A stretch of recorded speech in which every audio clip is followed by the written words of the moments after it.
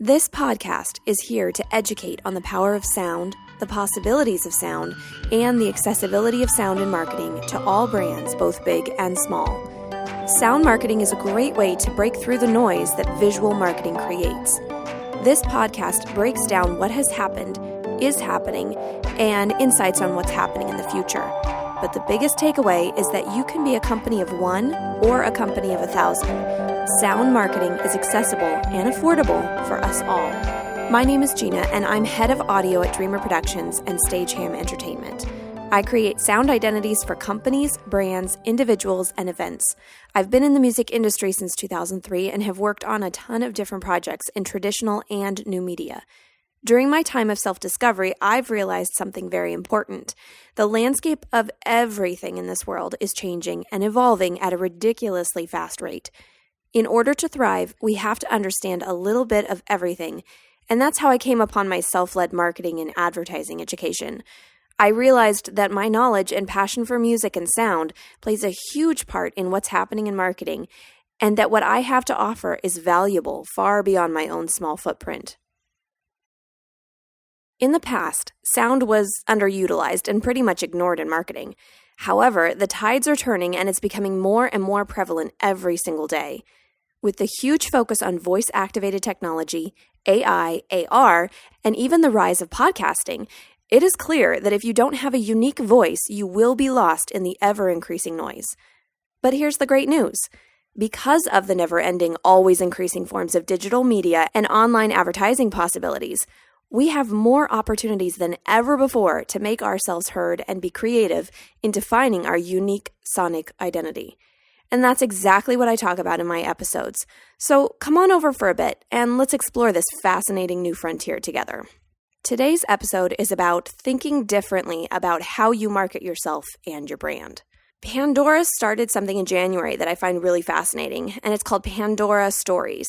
I've linked the article link in the show notes. And basically, from what I understand from it, it's like a cross between MTV behind the video segments and watching the commentary of a movie. They have a partnership with SiriusXM Radio, and they use the artists from SiriusXM to do a little bit of a behind-the-scenes take on how they came up with the song and what their inspiration was and all of those fun things that some of us really love geeking out on. And so they utilized these artists, played the entire track, which that's another element of this kind of thing that you don't normally hear. You might hear like a little segment of the song and then somebody talking about, how they came up with it. But it's apparently playing the entire song, and the artist will talk over it and explain the premise. I think Pandora is doing a lot of really cool experiments. And, generally I just want to share one article per episode, but I had to share another one. So another thing that Pandora is doing, and this actually was more recently than the Pandora Stories, is that they created their own sonic logo. And originally, I wasn't really a fan. I heard about it and I listened to it and I was like, okay, well, there's nothing wrong with it.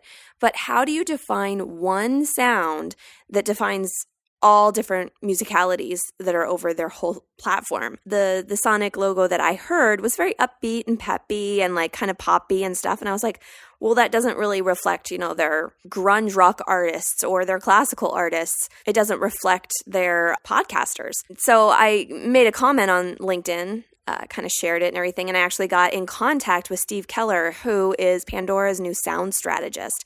And I got the pleasure of talking to him for about 30 minutes or so on the phone.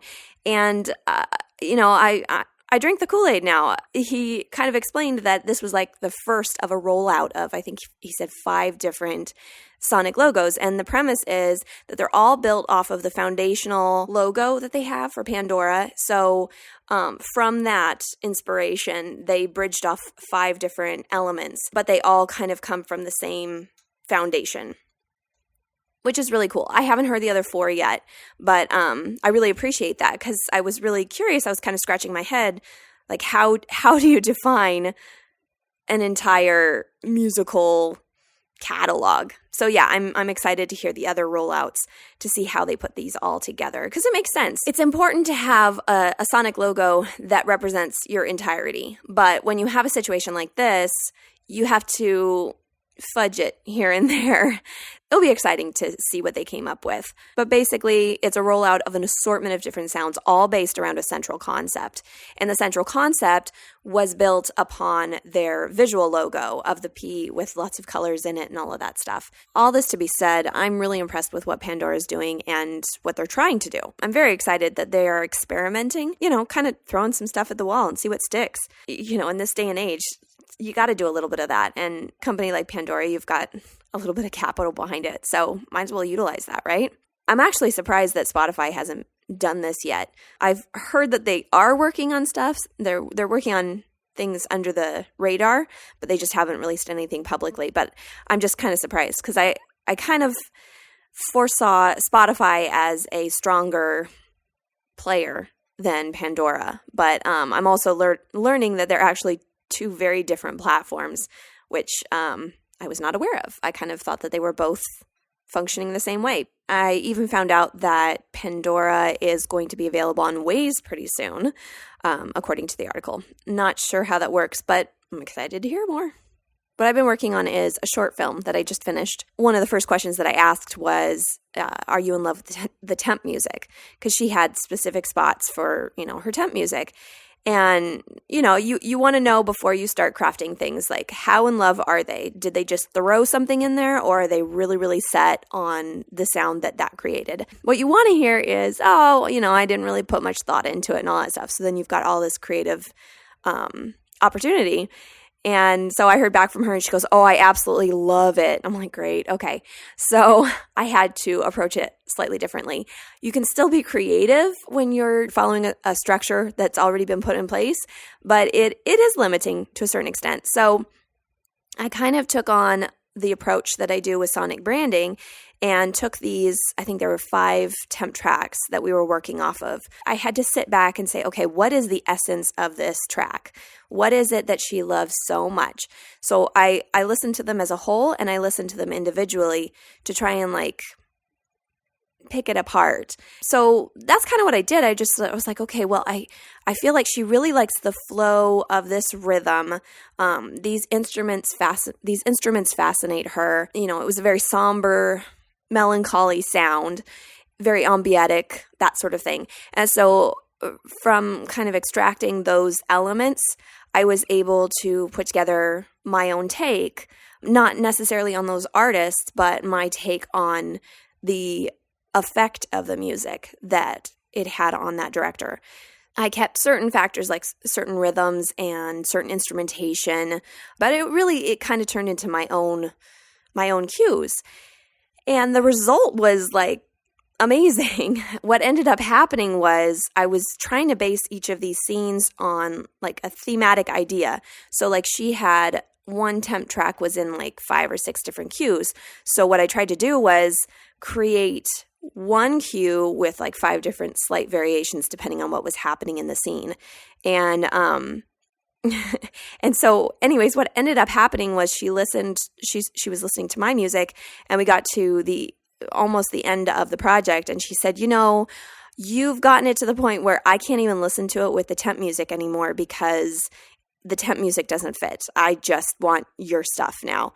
So that was really exciting to hear. It's kind of like the worst way to start off a project to find out that they're in love with the temp music, and the best way to end it with saying, yeah, you totally sold me and I'm not interested in the temp music anymore. I like your stuff. So that was super cool. But I feel like it really sped up my process thinking of it as a brand, as a sound identity of sorts, because it had to work for this project itself. So I looked at the film like a brand, and it worked so smooth. And I feel like I got past a lot of roadblocks that I would have hit if I hadn't have done it this way. I'm really excited for this one to go through the festival circuit and be released so that I can share it with everybody, because it was a lot of fun, and it was a lot of fun working with a lady director. That was really cool. So I did some research on statistics for podcasting and kind of the audience and the loyalty and all that stuff. And so I've put some links in the show notes, but I just wanted to share a few that I found very interesting. 50% of all U.S. homes are podcast fans. 32%, 90 million, listened to a podcast in the last month. 22%, which is 62 million, listen to podcasts weekly. 56 of podcast listeners are male, meaning it's pretty much even in the demographics. Podcast listeners subscribe to an average of 6 shows, and they listen to an average of 7 different shows per week. 88% listen to most or all episodes. 79% listen immediately. 55% listen within 24 hours. And the big takeaway to me is 61% of listeners made a purchase resulting from podcast ads.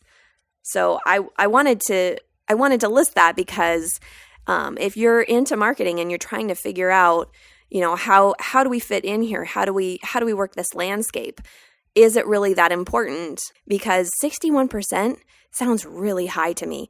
And it sounds even higher to me because you're able to target so clearly, so much more clearly than anything else. Because if you find, let's say, some podcast about recipes for Instapots and you have some sort of accessory that goes with Instapots, you find this podcast that's about a specific thing and you either know or you don't know that it fits your demographics. And then 61% of those listeners make a purchase based off of those podcasters' recommendations. That sounds super, super defined.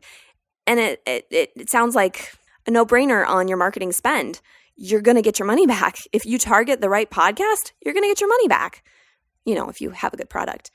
And this is a specific example of where your visual brand identity has no effect whatsoever. With the amazing targeting possibilities that podcasts provide, shouldn't every brand be at least trying to find their niche? I mean, if nothing else, let's start some research. And I'm sure a lot of companies are, but it just seems like a no-brainer to me. This is easy money, in my opinion. And since I'm kind of on the kick on podcasts, I've wanted to share also the diversity in podcasters and different podcast episodes and seasons and all of that stuff.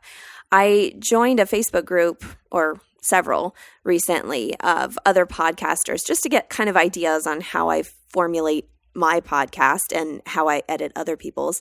It was interesting because there's so many different kinds of people that are putting out podcasts. So many varied artists. And I use the word artist lightly because some of them are not, and they wouldn't consider themselves artists. They're purely doing their podcast because they see the value of having a presence vocally for their product or service. I call all of these people so, so brave because they see the value in being out there, but they aren't in their comfort zone. Some of them are, but a lot of them are not. But they're doing it. They're trying it. They see potential. They see what's coming in the future and they want to be a part of it. And that's brave. That's really, really awesome. And a lot of these podcasters are just Joe Schmo. And I find it funny that they see this. They're putting themselves out there. They're making a presence sonically. And there's some big companies that haven't jumped on the bandwagon yet. So I don't know. I think that's pretty cool. My personal opinion is that these people will see a return on investment. What that looks like will be different to everyone, but they are moving into a market that is exploding. They're creating a way and they are creating their voice, and it's super inspiring. And I just feed off of that every time I get into these groups of people. Even for me, I've been sound and music for a long time, and I even tried vlogging before baby number 2 happened, and it was uncomfortable. I'm still, with the vlogging, it wasn't quite right for me. And this is still slightly uncomfortable. I want everything to be perfect before I start recording, and that's not realistic. I just need to do it. It's not going to be perfect, but I'm doing it. I know that I have something to say, so I'm at least going to try. This podcast is for you, so please let me know if there's anything in particular you've been curious about. Don't be afraid to be vague or even of talking in incomplete sentences. I get it. It's new and ever-changing. That's why I'm here, to help bridge that gap between traditional marketing and this whole new way of thinking. My goal for this podcast is to pique your interest, or possibly even blow your mind. Let's think outside the box at what is hovering all around us: sound. It's powerful, it's engaging, it's us. I'd love to hear your thoughts, so please drop me a line, connect with me on LinkedIn, follow on Facebook. Let's travel this road together. If you need help in developing what your sound and marketing landscape may look like, don't hesitate to reach out and let's brainstorm together. Have a great week, and we'll talk again soon.